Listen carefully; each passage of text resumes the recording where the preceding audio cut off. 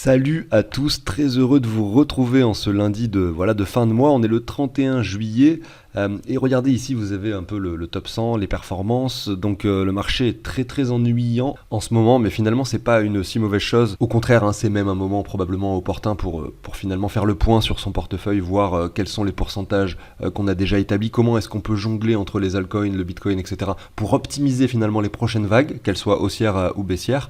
Mais tout ça c'est des choses à prendre en compte et c'est comme ça que personnellement je fonctionne.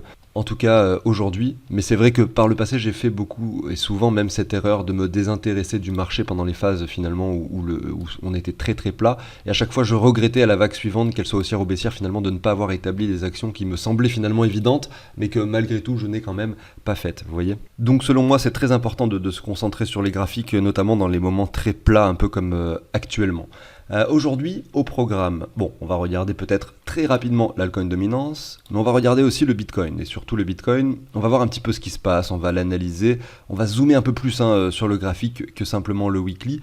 On regardera le court, le moyen et le long terme, et puis ensuite on ira voir sur du coup Look into Bitcoin, un petit peu la phase dans laquelle nous nous trouvons, avec ce graphique, voilà, ça fait longtemps que je ne l'ai pas passé, et je le trouve hyper intéressant. Ils l'ont introduit sur Look into Bitcoin il y a moins d'un an, donc c'est vrai que c'est quelque chose qui n'existait pas avant. En fait, plus le temps passe, plus on voit qu'effectivement on observe un Bitcoin qui établit des cycles, etc. Et plus on essaye de trouver des indicateurs qui collent avec les différents sommets et les différents bottoms. Et celui-là, il est plutôt bien fait. Et en plus, il y a des croisements, donc c'est parfait. Donc c'est l'indicateur pour moi à suivre en ce moment. Et puis il prend des éléments, il est calculé à partir d'éléments fondamentaux du Bitcoin, ce qui probablement implique une précision aussi flagrante finalement. Contrairement au stock to flow modèle qui du coup on voit très clairement que le Bitcoin, on le voit très bien en plus sur ce graphique, il est en train de dessiner une courbe, regardez les bottoms à chaque fois, on voit cette réduction de la volatilité sur le graphique du Bitcoin qui n'est pas du tout matérialisée sur le modèle stock to flow. Enfin, on reviendra aussi peut-être un petit peu dessus, et puis ensuite on va continuer avec l'analyse de certains altcoins. Je vous les spoile pas, vous les découvrirez tout à l'heure en deuxième partie d'émission. Donc je vais vous passer la très très courte introduction, pensez à vous abonner, à liker si bien sûr le contenu vous plaît. A tout de suite.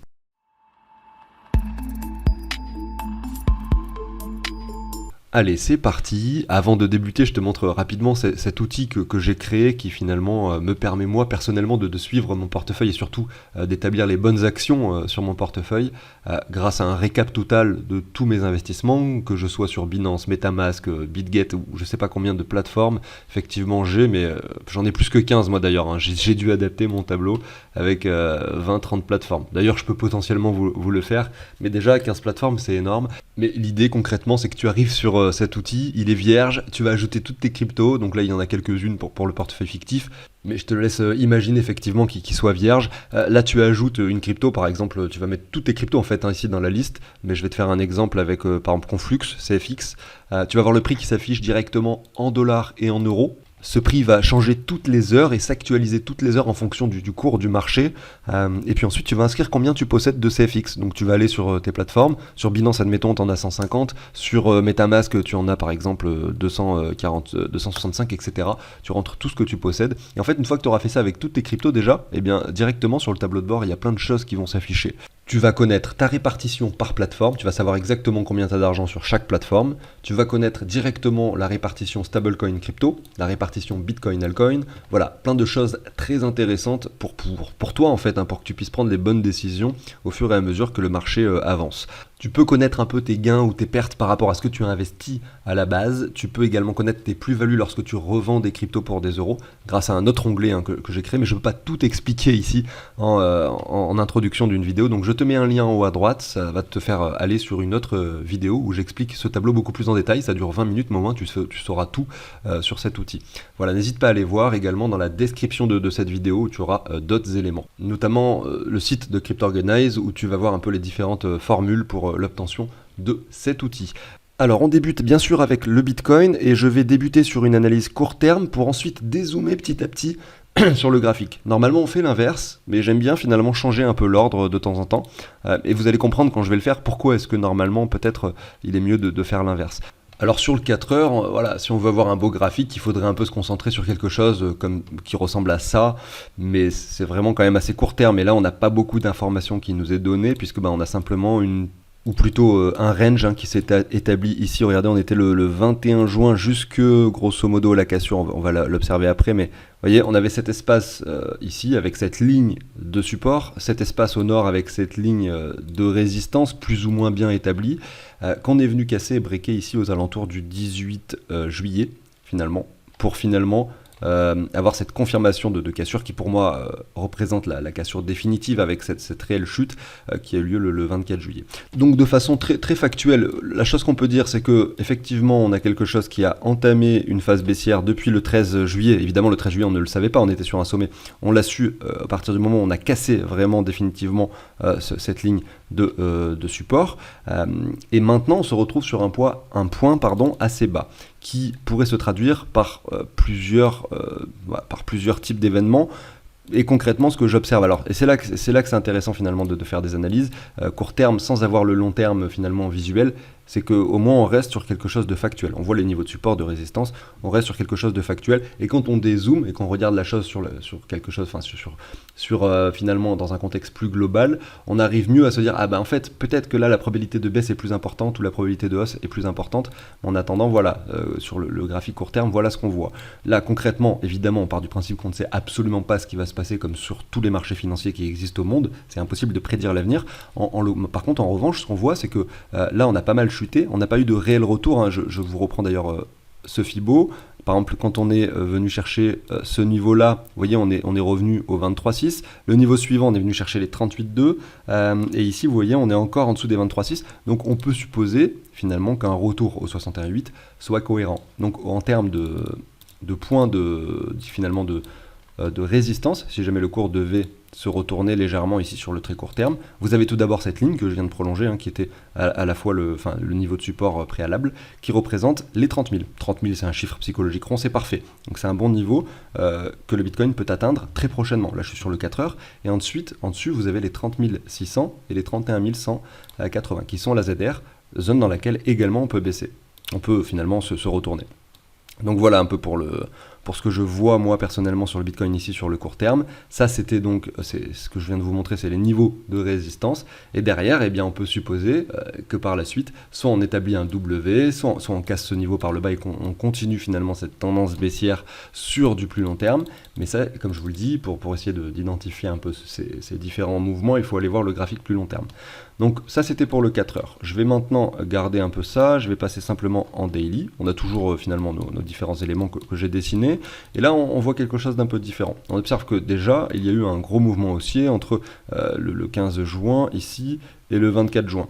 Donc grosso modo, là on peut se mettre un Fibo de plus qu'on ne pouvait pas mettre au préalable. Et sur ce Fibonacci supplémentaire, excusez-moi, j'ai du mal à faire plusieurs choses en même temps. J'allais dire comme tous les mecs, mais non, c'est pas vrai. En plus, j'ai des potes, ils arrivent parfaitement bien à jouer de la guitare et à chanter en même temps. Moi, j'y arrive pas.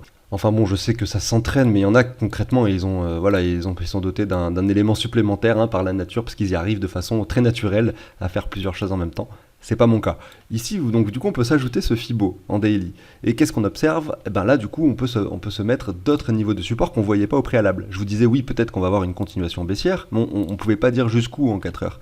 Donc là, maintenant, on voit qu'effectivement, la continuation baissière, elle peut nous amener sur les 61,8, ici aux 27 400 $. Après, on a des niveaux, par exemple, supérieurs, au niveau des 0,5, etc. On sait que la ZR, c'est souvent la zone la plus atteinte, en tout cas la plus prisée, et celle sur laquelle effectivement le plus d'acheteurs pourraient se manifester. Donc voilà, le daily nous donne pas plus d'informations, parce qu'au nord on pourrait également mettre des fibos de prolongation, des choses comme ça pour essayer de voir les différents objectifs, mais malheureusement on n'a pas suffisamment l'historique du graphique pour pouvoir avoir des niveaux de résistance en daily. Donc on va encore dézoomer. Je vous fais un peu la démarche que l'on peut avoir quand on fait une analyse, on va dire un peu plus approfondie que juste regarder le prix sur CoinGecko ou sur ou même un graphique comme ça qu'on regarde simplement rapidement. Même sur CoinGecko, je vous montre. Donc si je vais sur le Bitcoin, vous allez pouvoir simplement visualiser le graphique, même sur vos applications, genre par exemple Binance ou autre, vous pouvez voir aussi les graphiques. Mais souvent, c'est difficile de jongler entre les différents time frames. Et en fait, l'analyse que vous allez en faire, elle va être vraiment perturbée par rapport à ce que vous, enfin finalement par rapport à l'affichage. C'est pour ça que CoinGecko, enfin pardon, excusez-moi, TradingView, qui est donc le site que j'utilise pour faire les analyses avec vous, est beaucoup plus sophistiqué hein, pour faire ça, et en même temps je vous montre le procédé que moi j'utilise pour pouvoir faire finalement mes analyses. Donc là maintenant on va dézoomer. Bon, après le daily, on pourrait aller sur du 3 jours, voilà, mais il n'y aura pas trop d'intérêt. Je vais passer directement au weekly. Donc maintenant on va sur le weekly, et là maintenant on voit que on a quelque chose de beaucoup plus long terme, et le très court terme qu'on a vu en 4 heures, finalement, ça se matérialise là, vous voyez, c'est tout petit en fait, ça n'a plus beaucoup d'importance sur le long terme. Ça peut nous aider effectivement à faire des petits trades ou essayer de voir un peu ce qui va se passer, mais concrètement, en gros, si vous regardez le 4 heures et le daily, ça peut vous aider pour faire du trading ou pour trader sur du 1 heure par exemple, mais le weekly va pas vous aider pour trader sur du 1 heure par exemple. Il y a c'est beaucoup trop différent, vous êtes finalement sur quelque chose de beaucoup trop grand pour pouvoir faire une analyse propre. Mis à part si, comme je le dis, comme c'était le cas en daily, vous n'avez pas l'historique des résistants, donc ça vaut le coup peut-être d'aller de dézoomer encore pour voir où étaient les niveaux. Hein. Bon, bah, ça sera en weekly, c'est pas grave, mais les niveaux différents de Fibo qu'on peut avoir, notamment les 38.2 avec les 36 000, qui représentent en tout point la zone parfaite pour finalement pour revendre des bitcoins effectivement par palier. Ça serait probablement une des premières zones où je revendrai vraiment en assez grosse quantité des cryptos. Même si on monte encore par la suite, j'aurais tendance à supposer qu'on aura des retracements qui s'opèrent. Donc sur des grosses bougies vertes, ça peut valoir le coup de jouer des reventes, mais je mets quand même un point d'alerte sur ce que je viens de dire, sur la revente, c'est que je vais faire une comparaison très simple ici sur le weekly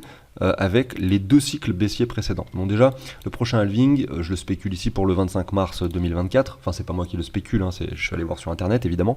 Eh bien on prend finalement ce 25 mars, on regarde la bougie actuelle, on est à 34 semaines grosso modo du halving. Voilà, 34 semaines du halving, c'est intéressant. Ce qu'on observe, c'est que finalement ici on était, regardez à 34 semaines, à cet endroit là, mais on avait eu une hausse extrêmement importante avant, et on était ici à 34 semaines avant le halving. En fait ce qu'on a eu c'est une grosse chute par la suite, on était passé donc des 7-8 000 au 3002 ici, ou 3008 pardon, sur le bitcoin. Maintenant si je retourne encore sur finalement le cycle précédent, et là évidemment c'était pas le même bitcoin, il n'avait pas la même capitalisation, donc c'est dur en tout cas on peut pas comparer la volatilité, on peut comparer finalement l'aspect du graphique, mais on peut pas comparer la volatilité évidemment. Donc là si je prends 34 semaines, ça m'amène ici, donc là c'était finalement un point hyper intéressant pour investir dans le bitcoin, puisque c'était un point bas en fait qu'on n'a jamais re-atteint sur le bitcoin hein, depuis toujours, c'était les 300 $. Est-ce que vous pensez qu'un jour on reviendra chercher ce niveau? Je ne crois pas personnellement. Mais bon, vous pouvez penser que c'est le cas, mais moi je ne crois pas. Donc effectivement, c'est difficile de savoir si c'est intéressant ou pas d'acheter maintenant.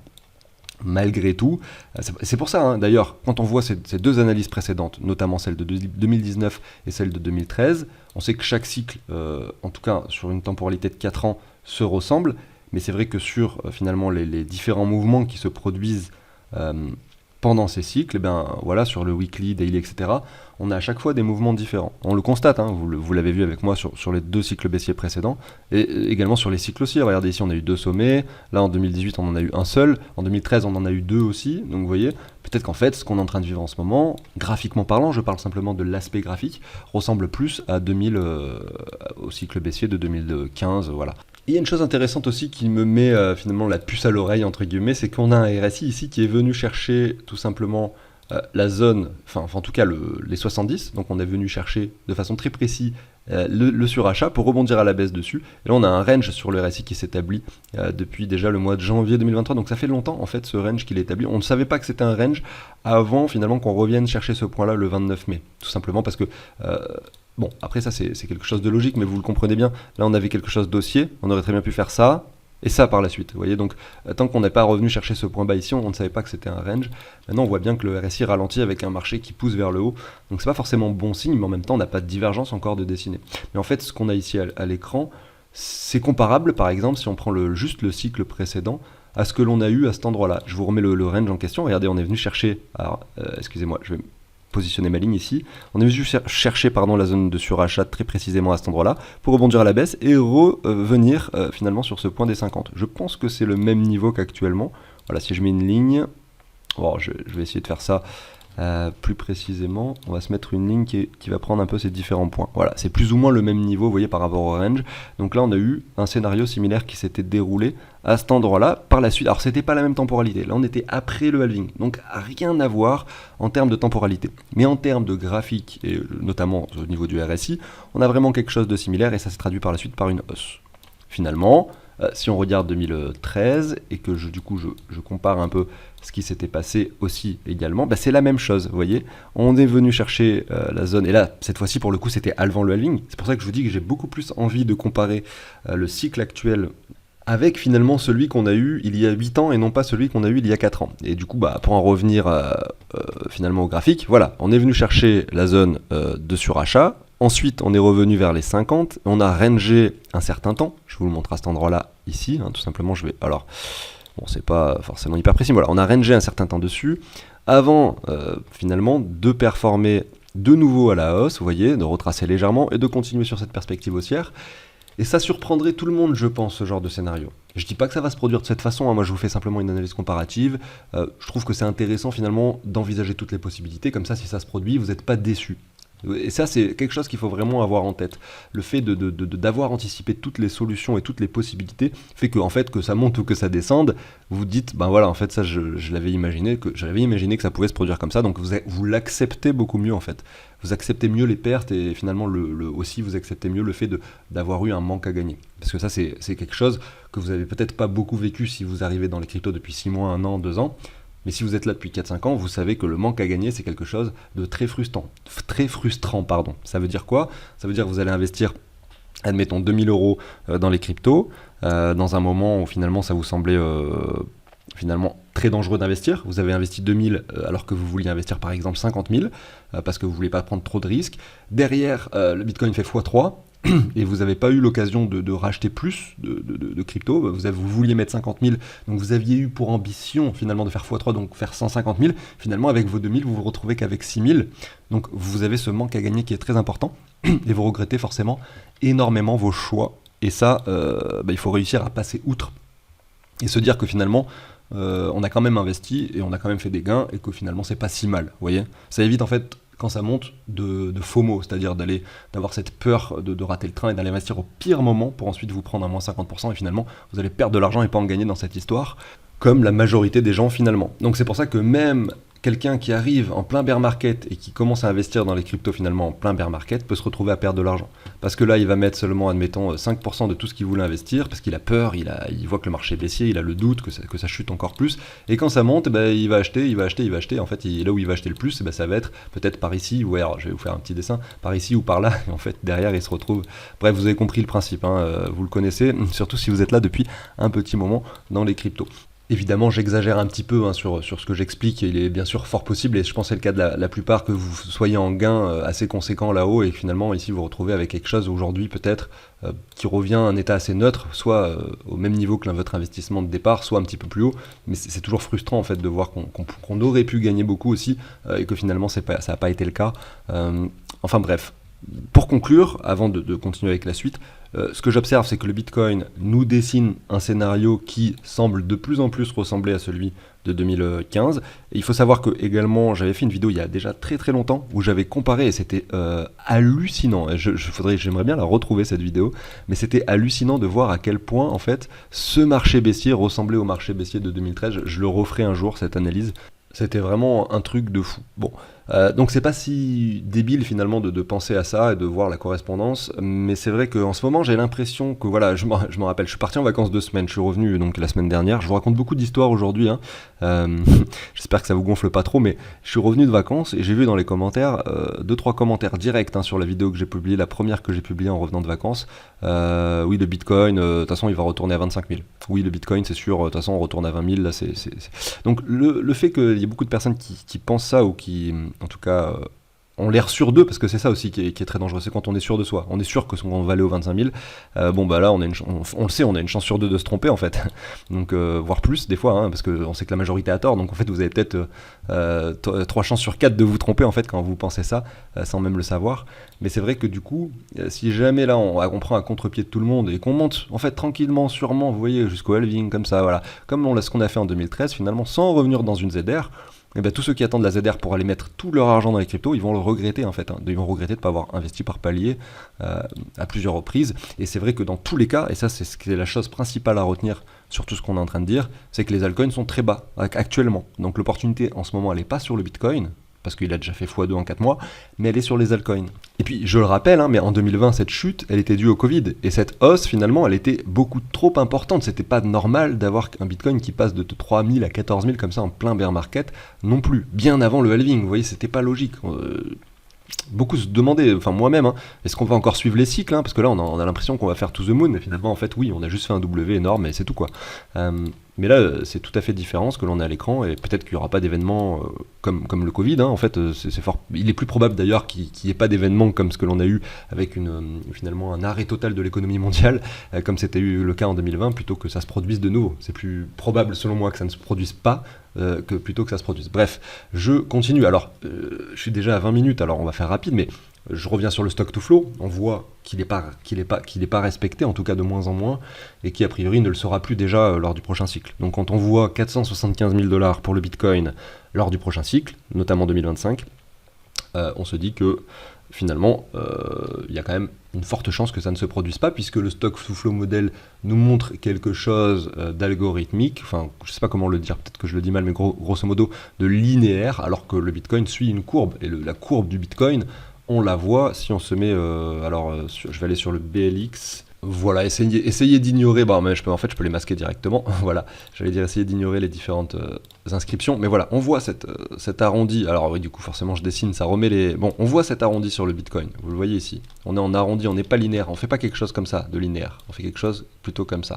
Et ça, on le constate forcément, et c'est logique par rapport au fait qu'il soit de moins en moins volatile et de plus en plus capitalisé, donc le stock to flow model est voué à ne plus être respecté. Ça c'est une évidence finalement flagrante pour moi. Maintenant, cet autre indicateur que maintenant j'adore suivre, en revanche, nous donne des informations très intéressantes, puisqu'il spot à chaque fois les bottoms et les tops. Et il a spoté potentiellement le bottom des 15 000, même si on n'est pas sûr que ça en soit encore, ici aux alentours donc, de décembre 2023. Et je faisais que de vous montrer ce graphique d'ailleurs pendant cette période, où c'était bien sûr pour moi le meilleur moment pour investir. Peut-être que je me suis trompé, parce qu'en fait on va aller aux 10 000 plus tard, mais pour l'instant ça semble se vérifier, on a fait x2 depuis. Donc la ligne verte a croisé la ligne jaune. Comme je vous disais tout à l'heure, c'est des éléments fondamentaux qui sont repris pour pouvoir calculer et dessiner ces courbes, ces lignes. Et on voit qu'en fait la ligne verte qui croise la ligne jaune, sur l'historique du Bitcoin, ça s'est traduit par finalement le bottom. C'était le cas ici en 2018, c'était le cas également en 2015. Et là, potentiellement, c'est également le cas. On voit qu'on a les deux lignes qui sont parallèles désormais. On attend que la ligne jaune croise la ligne verte. Ça s'était produit en 2013, en février 2017, donc quasiment, que je dise pas de bêtises, 6 mois après le halving. Et ça s'était produit ici en décembre, en décembre 2020.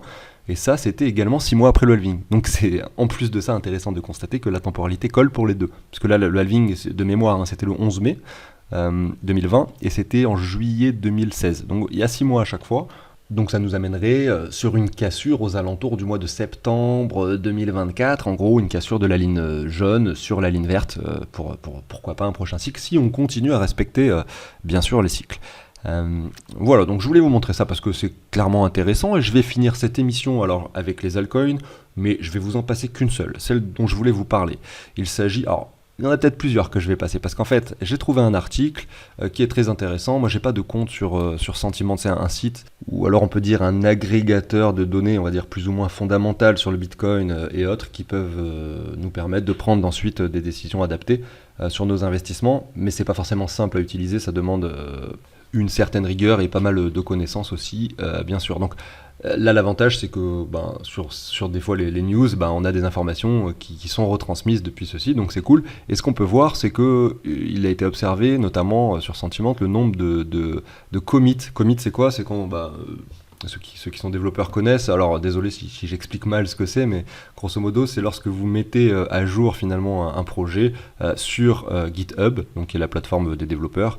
Je crois que c'est sur Git même que ça s'appelle. On fait un commit, c'est-à-dire qu'on met à jour en fait le code qu'on est en train de faire. Voilà, c'est quelque chose qui est en ligne, qui est sur un cloud, qui est partagé un peu par tous les développeurs qui travaillent sur le projet, et donc du coup ça montre un peu l'engagement, le fait de faire un certain nombre de commits. En l'occurrence, ils ont enregistré sur les 30 derniers jours que pour les projets Polkadot et Kusama, parce que finalement Kusama c'est le test net de Polkadot, c'est très intéressant de le savoir, ils ont enregistré 527 commits. Donc c'est vraiment le top projet où il y a eu le plus d'activité, le plus finalement de développement ce dernier mois, c'est Polkadot. En numéro 2, donc Polkadot et Kusama, hein, je précise, en numéro 2 c'est l'Ether, donc vous voyez que finalement en fait, voilà, le leader il est toujours présent, il est là, mais il est deuxième derrière Polkadot pour ces 30 derniers jours. On a en troisième position ADA Cardano et ensuite on a ICP. Vous voyez. Et donc parmi ces 4 cryptos, donc que ce soit Polkadot, Ether, ADA ou ICP, c'est vrai qu'on constate sur les graphiques des choses assez intéressantes. Donc Polkadot, si je regarde DOT USD, on a pu observer, on voit fondamentalement que la team est vraiment là, qui travaille sur le projet, qu'ils ont probablement plein d'ambition, et on voit en parallèle sur le prix quelque chose de très faible, 5,18$. On vient se stabiliser ici, on a cherché sur un bottom, on est venu chercher sur un bottom les 4,22$. On a le RSI qui se reprend tranquillement, on a le cours qui est toujours en tendance baissière mais qui ralentit sa tendance baissière.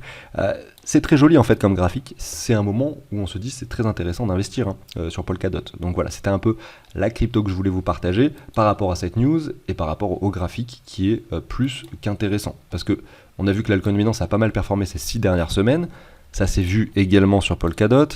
Vous voyez, 6 semaines, on était ici, mais on reste très très bas, on l'observe sur le graphique. Et si je regarde DOT BTC, je vous montre ça, vous allez voir un peu, c'est assez... voilà, on est sur un bottom historique, on est sur le point bas finalement de décembre 2020 avant le bull run suivant. Donc, est-ce que vous pensez que Polkadot est sous-évalué actuellement ou pas? Est-ce que vous pensez que la plupart des cryptos sont sous-évalués en ce moment ou non? Si vous répondez oui à cette question, ça peut valoir le coup quand même d'aller mettre quelques billes, et bien évidemment. Voilà. On a eu des phases où les cryptos étaient beaucoup trop surévalués, bien entendu, mais en ce moment on peut se poser la question de si c'est pas l'inverse. Et d'ailleurs, il y a un indicateur sur Look into Bitcoin qui peut vous aider à voir cela. En tout cas, pour le Bitcoin, pas pour les autres cryptos, c'est le MVRV ratio, qui reprend des données fondamentales et qui va reprendre un peu, qui va essayer on va pouvoir calculer par rapport au prix du Bitcoin et par rapport finalement également aux transactions, différentes transactions qu'il y a eu de wallet à wallet sur le Bitcoin. On va prendre le prix du Bitcoin à chaque fois qu'il y a eu des transactions. On va essayer de voir s'il est sur ou sous-évalué et sa valeur intrinsèque, si elle est inférieure ou supérieure au prix actuel. Alors là, sur Look into Bitcoin, ils ont mis le curseur à 0, c'est-à-dire que si vous êtes en dessous de 0, ça veut dire que le Bitcoin est finalement sous-évalué par rapport à sa valeur intrinsèque, et si vous êtes au-dessus de 0, c'est qu'il est a priori surévalué. Et c'est vrai que vu que le Bitcoin c'est un actif en constante augmentation, avec beaucoup d'intérêt quand même ces 10 dernières années, on reste pas longtemps dans la zone sous-évaluée en général, et c'est pour ça que ça rebondit pas mal dessus. Et c'est ce qui s'est passé encore récemment, on était sur les moins 0,35 ici au niveau du MVRV Z-Score, et actuellement on est sur les 0,67. Et on voit que sur les sommets, on touche des 8 ou bien des 7 ici, vous voyez, lors du sommet de 2021. Voilà, petit aparté fait, si on retourne sur Polkadot, c'est vrai que concrètement on voit que la tendance est très baissière par rapport au Bitcoin et qu'on se pose la question de si c'est intéressant ou pas d'investir. Les données fondamentales et la news dont je viens de vous parler pourraient, pourquoi pas, déclencher un petit palier d'achat pour simplement se mettre dans le train, mais derrière il faut quand même attendre des confirmations, de voir s'il n'y a pas des choses qui peuvent se dessiner sur du plus long terme. On est quand même très léger au niveau simplement de l'analyse graphique pour se dire qu'un retournement pourrait s'opérer dès à présent. On avait donc, je crois, ADA Cardano, c'est ça, en troisième position. Après, du coup, on avait Polkadot, Ether, ADA Cardano en termes de commits qui ont été faits ces 30 derniers jours sur Git. Et ADA par rapport au dollar, voyons voir ce que ça donne. C'est un peu un cas similaire. Vous voyez, le graphique est tout à fait similaire à celui de Polkadot. Donc très très intéressant. Et on a ICP également. Et en fait, ces 3 cryptos dont je suis en train de vous parler sont très très basses en termes de prix. Alors ICP, lui, c'est une crypto assez récente qui a effectué une levée de fonds énorme, et derrière le token a énormément chuté. C'était pas très honnête en termes de prévente, je pense. Je sais pas combien d'ailleurs finalement quel prix ont eu le token ICP, les investisseurs de départ, mais lorsque le token a été listé, c'est clair qu'il a fait que chuter. On voit qu'on commence à se stabiliser. Depuis le mois de juin 2022, on a une sorte de latéralisation, on est sur les 4,20$. Et c'est vrai que est-ce que c'est intéressant ou pas? C'est pareil, graphiquement parlant, très difficile d'imaginer un investissement sur ICP. On est sur une zone très très basse avec finalement une latéralisation importante. Est-ce qu'on peut chuter encore comme ceci? Oui. Maintenant, le projet est toujours présent, les développeurs sont là, et sur une phase haussière, c'est ce qu'on cherche. On cherche effectivement des projets qui sont actifs plutôt que des projets complètement inactifs qui, a priori, ont beaucoup moins d'avenir. Voilà. On peut regarder ICP par rapport au Bitcoin pour clôturer cette émission. Alors voyons voir ce qui se passe sur ICP BTC. là, ouais, on est sur la tendance baissière qui se poursuit avec une diminution de l'angle, finalement, de l'angle que l'on constate au niveau de la chute, ce qui est finalement très très positif puisque c'est ce qu'on aime voir, quelque chose qui chute de moins en moins, qui latéralise. Un RSI, alors là c'est extraordinaire, le RSI à quel point il est inversé par rapport au cours. Donc c'est franchement très intéressant et surtout ça laisse présager pourquoi pas quelque chose d'haussier par la suite, même si c'est beaucoup trop tôt pour le dire et que ça serait très très dangereux d'aller investir de grosses sommes sur ce genre de projet. Simplement se mettre des petits paliers avec de petites sommes, des sommes qui représentent des petits pourcentages de son portefeuille, c'est tout à fait intéressant selon moi, notamment sur les 3 tokens dont je viens de vous parler qui sont assez fortement capitalisés bien sûr, donc peut-être pas espérer des fois 100 non plus, mais malgré tout, vous pouvez avoir de belles performances sur ce genre de token, bien entendu sur une phase de marché haussier, bien sûr. J'arrive sur la fin de cette émission, j'espère que ça vous a plu. Si c'est le cas, pensez à vous abonner, à liker. J'ai beaucoup parlé, c'était une émission assez longue aujourd'hui. Je vous retrouve demain pour la prochaine vidéo, pour la prochaine mission. Je vous souhaite une excellente journée, à très bientôt. Ciao tout le monde.